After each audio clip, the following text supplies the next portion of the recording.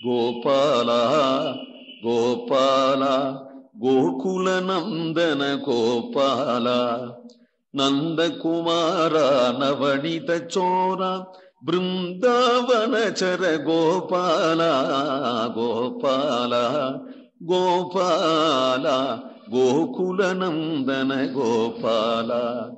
நாள்களோர் நாலைந்து திங்கள் அளவிலே தாளை நிமிர்த்து சகடத்தை சாடி போய் வாழ்கொள் வளை எயிற்று ஆறுயிர் வவ்வினான் தோள்களிருந்தவ காணீரே சுரிகுழலீர் வந்து காணீரே.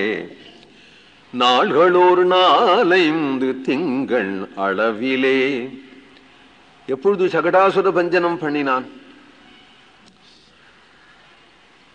ஏதோ 4-5 நாள்ல அல்லது 4-5 மாசத்துல, ஒரு மாசத்துல அப்படின்னு சொல்லும்படி பச்சை குழந்தைன்னு அர்த்தம். அந்த பச்சை குழந்தை அப்படிங்கிறத நாள் நிர்ணயம் பண்ணாதபடியே சொல்றார். நாள்கள் ஓர் 4-5 திங்கள் அளவிலே அப்படிங்கிற பொதுவா பச்சை குழந்தைன்னு அர்த்தம். சின்னஞ்சிறு குழந்தை. ஆனால் கதாச்சித ஔத்தானிய கௌதுகாப்ளவே என்று உத்தானம் செய்த அன்றுதான் சகடாசுர பஞ்சனம் பண்ணினான் என்று ஸ்ரீ பாகவதம் சொல்றது. குழந்தைய கொண்டு போய் வண்டியினுடைய அடியில போடுவாளா?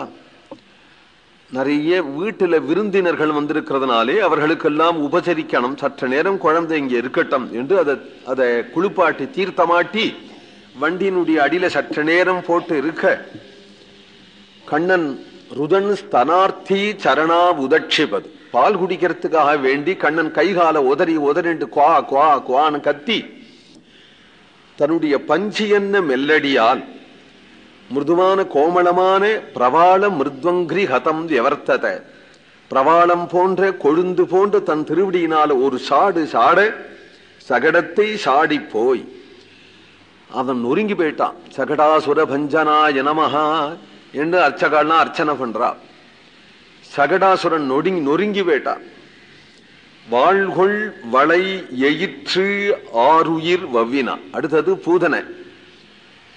அவளுடைய பல்ல பார்த்தா ஒரு பல்லு மாதிரி இருக்காதான், அது கத்தி மாதிரி இருக்குமா.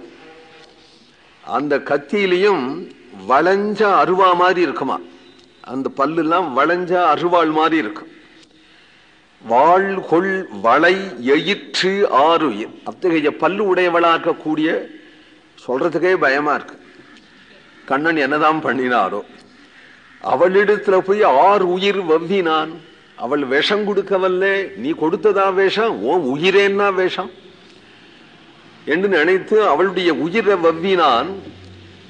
இத்தகைய வீரச் செயல் செய்தவனாக கண்ணன் இருக்கிறதுனாலே அவனுடைய தோள்களை காணீரே என்கிறார். தோள்கள் இருந்தவா காணீரே சுரிகுழலீர் வந்து சுருண்ட கேசங்கள் உடையவனால பெண்மணிகளே வந்து பாருங்கள். கோவிந்தநாம சங்கீர்த்தனம்.